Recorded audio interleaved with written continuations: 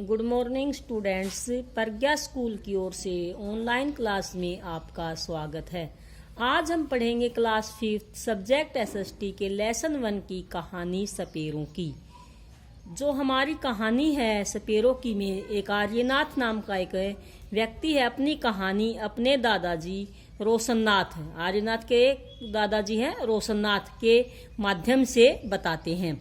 आर्यनाथ बताता है कि सपेरों की जाति को कालबेलिया कहा जाता है। जो सपेरे हैं उनकी जाति को क्या कहा जाता है? कालबेलिया कहा जाता है। मेरे दादाजी किसके दादाजी हैं? ये आर्यनाथ के, जो हमने शुरू में पढ़ा था, जो आर्यनाथ अपनी कहानी बता रहा है। कालबेलिया जाति में यानी सपेरों की जाति में एक मशहूर का अर्थ क्या है? प्रसिद्ध सपेरे थे। जैसे कोई व्यक्ति किसी चीज में प्रसिद्ध होता है ना, तो वैसे ही आर्यनाथ के जो दादाजी थे रोशननाथ, वो अपनी जाति में एक प्रसिद्ध सपेरे थे। हमारी जाति में मेरे दादा व परदादा सभी सपेरे थे, यानी उनकी जाति में सभी लोग क्या काम करते थे? सपेरों का ही काम करते थे। उसके दादाजी भी थे, परदादाजी भी थे, वो भी क्या थे? सपेरे ही थे। वे गांव-गांव जाकर लोगों को सांप के खेल व बीन की धुन पर सांपों के नाच दिखाकर अपना जीवन यापन मतलब है अपना गुजारा करते थे। लोग भी सपेरों को बदले में अनाज व कुछ पैसे देते थे। मतलब सांप का वो खेल दिखाते थे, नाच दिखाते थे, और लोग बदले में उनको क्या देते थे? अनाज व कुछ पैसे दे देते थे। लेकिन अब ज्यादातर लोग टीवी आदि देखकर अपना मनोरंजन करने लगे हैं। इन चीजों में अब कोई रुचि नहीं रखने लगा है कि कोई सांप के वगैरह नाच वगैरह देखे। लोग घरों में ही अब क्या करने लगे हैं? टीवी वगैरह या फोन आदि देखकर अपना मनोरंजन करने लगे हैं। सरकार ने भी अब कानून बनाकर जानवरों को पकड़ने व उनके शिकार करने पर, शिकार यानी उनको जो पकड़ते हैं ना, उस पर पाबंदी मीन्स रोक लगा दी है।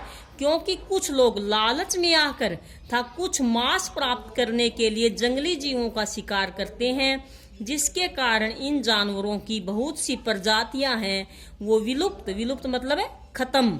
विलुप्त का मतलब क्या है? खत्म होने की कगार पर हैं। लेकिन हम सपेरे, अब आर्यनाथ के दादाजी बताते हैं कि हम सपेरे हैं ना, न तो सांपों को मारते हैं न ही उनकी खाल को बेचते हैं। सांप तो हमारी सबसे बड़ी पूंजी होते हैं, यानी सपेरों की सबसे बड़ी पूंजी क्या होते हैं? उनके सांप ही होते हैं। हम तो अपनी बेटियों को भी शादी के तोहफे गिफ्ट वगैरह देते हैं ना, हम शादी वगैरह में बेटियों को कुछ चीजें वगैरह देते हैं, तो वैसे ही सपेरे क्या देते हैं? अपनी बेटियों को गिफ्ट में सांप देते हैं। सरकार के इस तरह कानून बनाने से हमारा गुजारा कैसे होगा? आर्यनाथ के दादाजी की सलाह। आर्यनाथ के दादाजी उसे सलाह देते हैं कि वह अपने सांपों के ज्ञान को न भूले तथा अपनी अलग बीन पार्टी बना लें। ये कौन देता है उसको सलाह? आर्यनाथ को उसके दादाजी देते हैं कि वो अपने सांपों वाले जो नॉलेज है उसको वो न भूले अपनी एक अलग से, उसको बीन बजानी तो आती ही है, अपनी एक अलग से बीन पार्टी बना ले लोगों को यह बताए कि सभी सांप जहरीले नहीं होते, उनसे डरने या घबराने की इतनी जरूरत नहीं है। वह अपने सांपों के ज्ञान को अपनी आगे आने वाली पीढ़ियों को बताए। तो ये थी हमारी कहानी सपेरों की। अब इस पाठ के हम मुख्य बिंदुओं के बारे में चर्चा करेंगे। आर्यनाथ के दादाजी, हमने पाठ की शुरुआत में पढ़ा था ना, आर्यनाथ जो अपनी कहानी बता रहा था, उसके दादाजी का क्या नाम था? रोशननाथ। सपेरों की जाति को क्या कहा जाता है? कालबेलिया। सपेरे जड़ी बूटी प्राप्त करते हैं कहाँ से? जंगलों से। ज्यादातर लोग मनोरंजन किससे करते हैं? टीवी देखकर। कालबेलिया जाति में किस मुद्रा में, मतलब कैसे डांस करते हैं? सांप जैसी मुद्रा में। खेतों में चूहे खाकर किसान की मदद कौन करता? कौन खाता चूहों को? सांप। आपने देखा होगा ना, खेतों आदि में सांप वगैरह होते हैं। भारत में कितनी तरह के जहरीले सांप पाए जाते हैं? यानी हमारे इंडिया में कितनी तरह के सांप पाए जाते हैं जहरीले? वैसे तो बहुत तरह के सांप पाए जाते हैं, लेकिन जो जहरीले सांप हैं वो 4 तरह के ही पाए जाते हैं, जिनमें नंबर 1 पे है नाग, नंबर 2 पे कैरेत, नंबर 3 पे अफाही, नंबर 4 पे दुबोया। सांप अपने कौन से 2 दांतों से काटता है?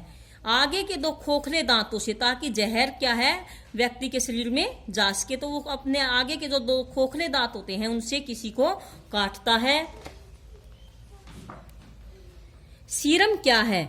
सांप के जहर को खत्म करने की एक दवाई है, उसे क्या कहा जाता है? एंटीबायोटिक एक दवाई है ये तो ये सीरम है। सीरम किससे बनती है? अब ये ध्यान दो, सीरम जो दवाई है सांप के जहर को खत्म करने की, ये बनती भी किससे है? ये सांप के जहर से ही बनती है। सीरम कहाँ कहाँ मिलती है, मतलब ये दवाई हमें कहाँ कहाँ मिल सकती है? सभी सरकारी स्वास्थ्य केंद्रों पर ये दवाई क्या है, जो सीरम नामक जो दवाई है, जो सांप के जहर को खत्म करने की दवाई है, ये सभी सरकारी स्वास्थ्य केंद्रों पर मिलती है। जो बीन पार्टी के बाजे हैं वो किस किस से बनते हैं, कौन कौन से होते हैं? बीन, तुंबा, खंजरी, ढोल। और ये किससे बनते हैं बीन पार्टी के बाजे? ढोल को छोड़कर, यानी इसमें क्या है, ढोल, जो ढोल है ना उसको छोड़कर जो तीनों बाजे हैं, बीन है, तुंबा है, खंजरी है, ये सूखी लौकी देखी होगी आपने, जिसे आप सब्जी बनाते हो, वो सूख जाने के बाद क्या है, उससे बनाते हैं। आर्यनाथ के दादाजी उसे क्या सलाह देते हैं? आर्यनाथ हमने पढ़ा था लास्ट में पाठ के, क्या सलाह देते हैं? अपनी बीन पार्टी बनाने की। नाग गुम्फन क्या है? एक डिजाइन है। इसका प्रयोग किसमें किया जाता है? आपने रंगोली वगैरह आप बनाते हो दीपावली वगैरह पे, त्योहारों पर दीवारों को सजाने व कढ़ाई में किया जाता है। कढ़ाई वगैरह करते हो ना, उसमें ये एक नाग जैसा, नाग की आकृति का एक डिजाइन है। ये डिजाइन भारत में कहाँ कहाँ पे किया जाता है? ये डिजाइन भारत के गुजरात नाम सुना होगा आपने। हमारे प्रधानमंत्री कौन है भाई? नरेंद्र मोदी जी हैं। नरेंद्र मोदी जी कौन से राज्य के हैं? गुजरात के। सौराष्ट्र, ये सौराष्ट्र भी क्या है? गुजरात का ही एक भाग है। वह दक्षिण भारत में किया जाता है। दक्षिण, आपने दिशाओं के बारे में पढ़ा होगा ना 4th क्लास में, उत्तर, पूर्व, उत्तर, दक्षिण, पूर्व, पश्चिम। तो गुजरात भारत के पश्चिम की तरफ एक राज्य है। और मैं मैप के माध्यम से आपको ये बताती हूँ। गुजरात, ये गुजरात है, ये क्या है? पश्चिम में। उत्तर क्या है? ये ऊपर उत्तर हो जाएगा। और नीचे क्या है? दक्षिण। ये क्या है? दक्षिण। ये जो एरिया है, यहाँ पे क्या है? इस तरह के नाग गुम्फन डिजाइन का प्रयोग किया जाता है। और जो गुजरात है, ये किससे लगता है? समुद्र के किनारे भी लगता है। और इसकी सबसे लंबी तटरेखा किसकी है? इसी गुजरात राज्य की। भारत में जो समुद्र से सबसे लंबी तटरेखा कौन से राज्य की लगती है? गुजरात की लगती है। और गुजरात, सौराष्ट्र और दक्षिण भारत में ही क्या है, इस नाग गुम्फन का जो डिजाइन है, इसका प्रयोग किया जाता है।